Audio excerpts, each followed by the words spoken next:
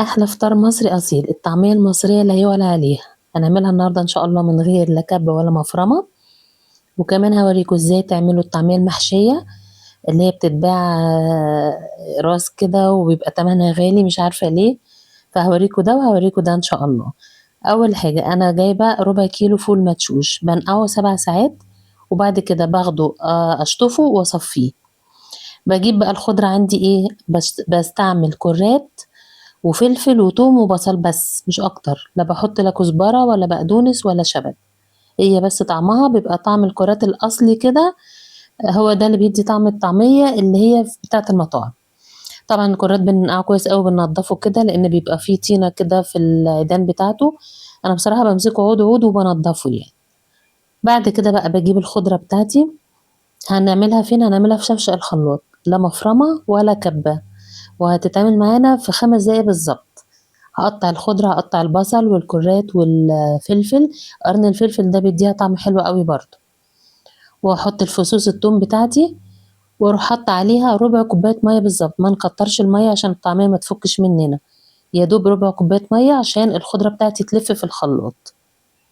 اشغلها بقى وانا عايزه اطحن الخضره قوي الاول، يعني لازم الخضره تتفرم كويس الاول. بعد كده هحط الفول، بس اوعي تحطي الفول مره واحده لان الخلاط كده يتحرق مني. هنحط شويه بشويه، وبعد كده ونفرمها. هنيجي بقى لما نخلص بقت الكمية هتحسي ان الخلاط تقيل. تشغلي الخلاط شوية وتطفيه شوية، يعني تقلبيها كده تجيبيه من تحت لفوق. وبعدين تشغلي الخلاط شوية وتطفيه شوية زي كده. اوعي تشغلي الخلاط على طول عشان يتحرق منك وترجعي تدعي عليه بعد كده. هنقلبها لغاية ما نتأكد ان الفول كله اتفرم، وبقت طالعة معانا ناعمة بالشكل ده كده. بصوا بقى ما شاء الله زي الفل. وما تكتروش الخضرة لأن الطعمية لما بتبقى خضرتها كتير بتسود لما بتتقلي. هنبتدي بقى نتبل الطعمية. أنا هنا بحط لها ملح وكزبرة ناشفة بس، ما بحطش ولا فلفل ولا كمون، ملح وكزبرة ناشفة بس. وندوق طبعا الملح، نشوف لو محتاجة ملح تاني نزود لها. الطعمية لما نشيلها في الفريزر ونيجي نطلعها، لازم بعد ما نطلعها نضربها بمضرب زي كده علشان ندخلها هوا وما تبقاش مكتومة. وما تحطوش كربونات ولا الكلام ده كله عشان برضو بيخليها تسود وتشرب زيت. طيب بالنسبة بقى للحشو بتاع الطعمية المحشية اللي زي كده، انا بجيب في طاسة بصلاية وبقطعها صغير قوي. وبعد كده بدبلها بخليها تدبل، واحط لها كمون وملح عشان الاول ما ريحتهم تطلع كده والبصلة تدبل معايا. احط عليها معلقة كبيرة من الصلصة او اللي هي معجون الطماطم. وبعد كده احط لها شطه، وما تقوليش بقى انا ما بحبش الشطه او ما باكلش الشطه.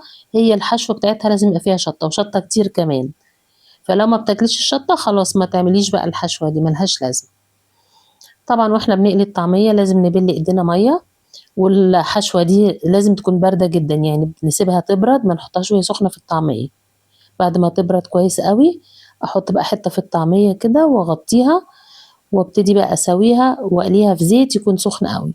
طبعا عند بتوع الطعمية بيبقى عندهم الطاسة الواسعة دي، بيبقى معمولة من زهر تقريبا، مش عارفة، تبقى معمولة من مادة كده بتوزع الحرارة كويس يعني. لكن احنا بنقليها في طاسة البيت العادية. نقلبها بقى طبعا على الجنبين.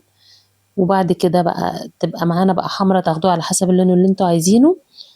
وده كده بيبقى شكلها. بصي بقى ما شاء الله مقرمشة من بره وتحفة، طعمها تحفة من جوه. عايزة اقولك على نصيحة كمان.